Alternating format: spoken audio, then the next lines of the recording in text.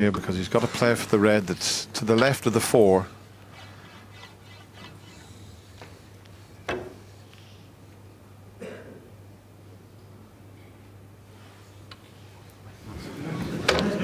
Okay. Doesn't like that. You see, I mean, this is where being left-handed comes in so handy.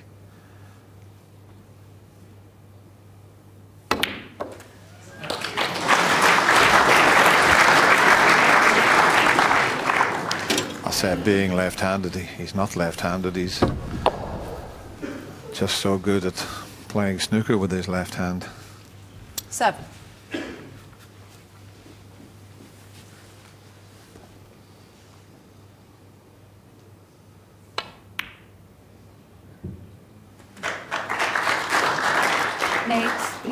No way he could hold for the black there. It was too thin a contact, but one good positional shot here.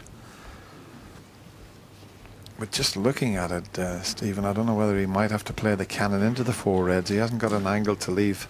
The red at the back of the little triangle of reds near the pink goes. Let's see which he plays for here. Judd looks a bit fed up in the background there. Oh, this has gone wrong. End of break, you would feel. Or has he dropped on that red?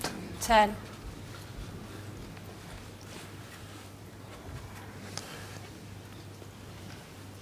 Well, that was lucky. That was fortunate. 11. Yeah, Judd put his head to the heavens there when that cue ball dropped on that red. I think he thought it was going to be end of break.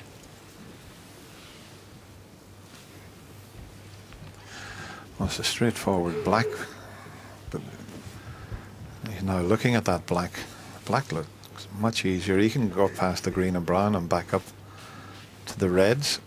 If he takes the pink, it's easier to get on the 2 reds near the pink spot. So pink it is. And it's there.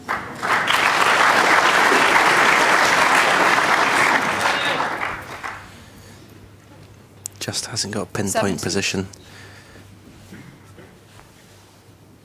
I think he can hold this for the blue. Yeah, no 18. problem.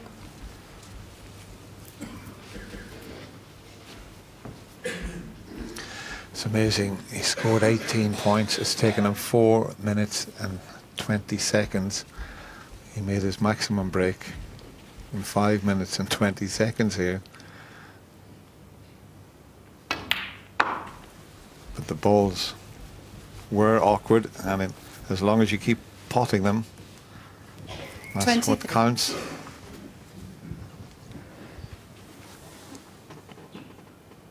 I 24. think he would have liked to have played for the pink there and left an angle to split these 4 reds. He's already looked to see if he can get on the red that's furthest to the right of those 4, to the right corner. I mean, now that he removes this red, if he gets a good angle on the blue, it's not in the way. At the 29. moment, it's in the way of playing the cannon onto those 4 reds. So if he got nicely on the blue, he could then cannon into the reds from the blue. That looks a bit pacey, though. That's too hard. He's 30. going to finish up having to... Well, he could leave a longish red or a medium pot red.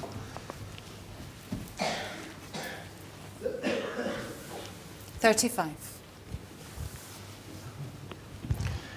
You might have to take your shot now, Stephen, because he can't get nicely on the blue, so it'll be the pink. But I don't think he's got the angle. 36. He'd have to play something a bit spectacular. That red that you mentioned might pot if he drops the pink in. Could.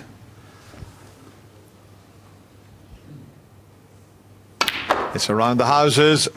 Have a look at this shot. Have a look at this little beauty. What about that?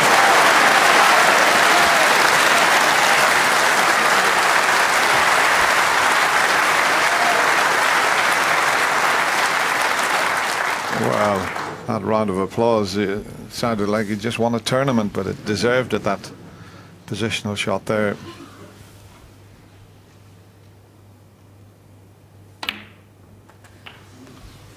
43. And does he have an angle in the pink to follow through and cannon these two reds that are together? He'd love to just catch them both at the same time, but obviously he's not got the angle.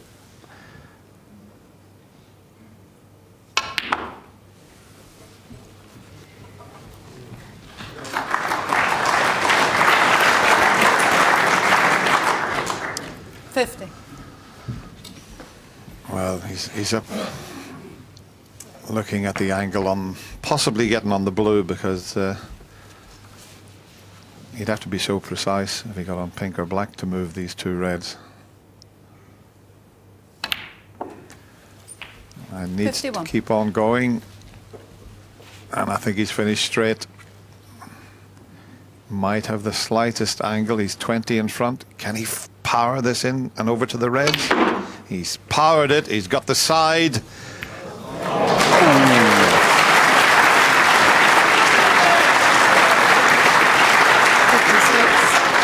Yeah, he just wanted to send the cue ball in between those two reds, can them both at the same time.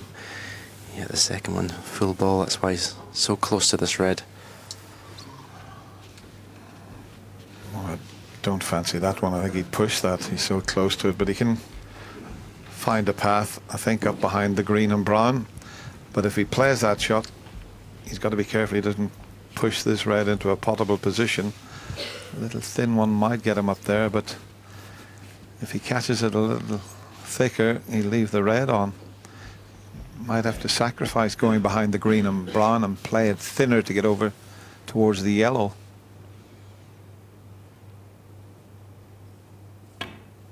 Which is what he's done, but that's just as good.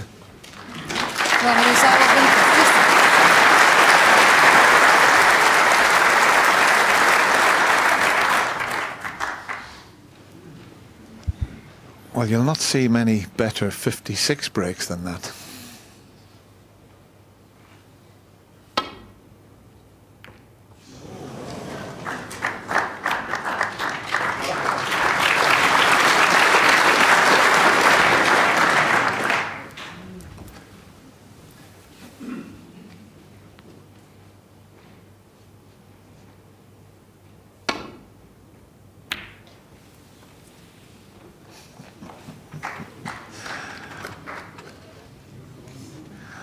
I'll tell you what, he's just played a shot there that he made look so easy.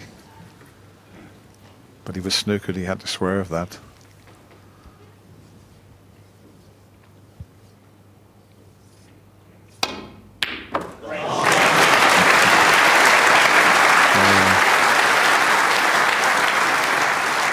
Oh, this is fabulous stuff. He's forgot about the naughty snooker. I'll tell you what, they're both playing some very special snooker.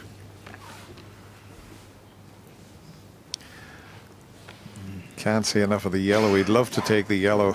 Green ball. Judd Trump one. So Ronnie needs a little bit of good fortune as we show you this.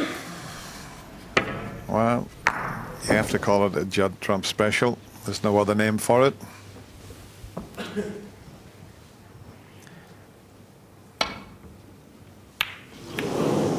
Foul and a miss.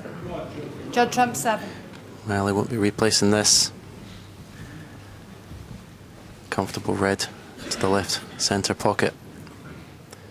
Great chance to take the 7th frame.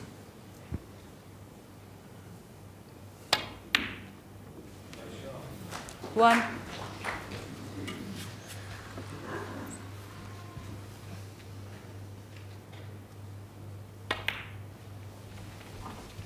Shouldn't be a problem, but the brown's off its spot and nearer to the green, so as long as he screws it back far enough. 6.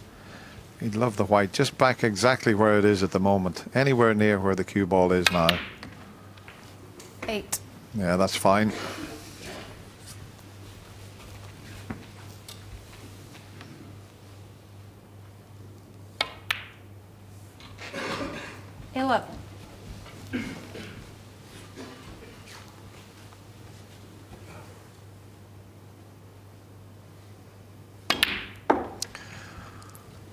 Ronnie O'Sullivan almost made an unbelievable frame-winning break. He got to 56, just went slightly out of position, but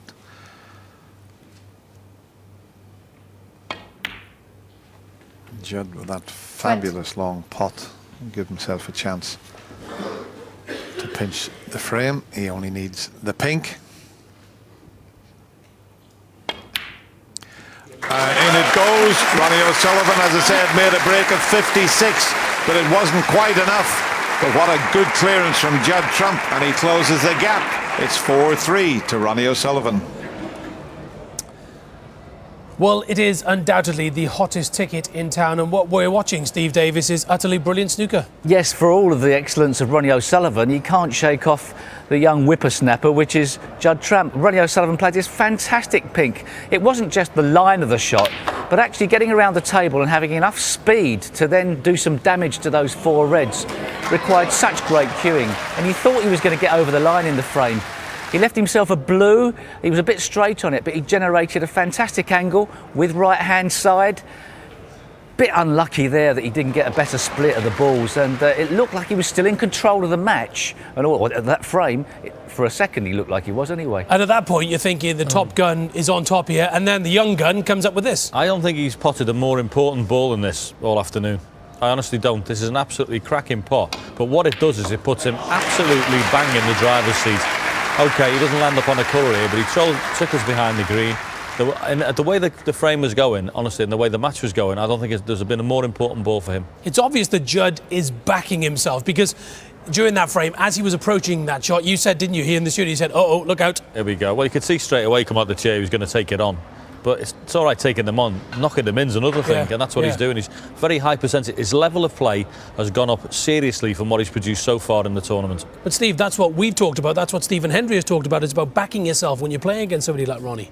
Yes, but you've got to really hold your end up in all departments to be able to live with Ronnie O'Sullivan on the table, and to think that Judd Trump is has the possibility of getting out of this session 4-all would be, he'd be so buoyed up from that. And if you look at a 4-session match, it's not how the players look at it. You look at the 4-session match. If you can win 2 sessions and draw another one, you've won the tournament. You've won the match. So to get out as a draw for this session, I think is marvellous from him. But you would expect Ronnie O'Sullivan to be giving it everything in this last frame. And John, what are you making of the body language, of the way that Judd is approaching the table? Well, he's got to look confident.